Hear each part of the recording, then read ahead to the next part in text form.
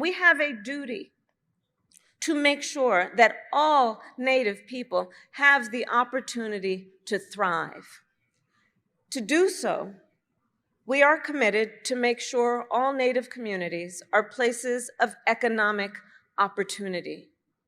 In this community, in every Native community across the country, there are people with big dreams for the future, people with the ambition and the aspiration to start a business, own a home, get an education, start a family.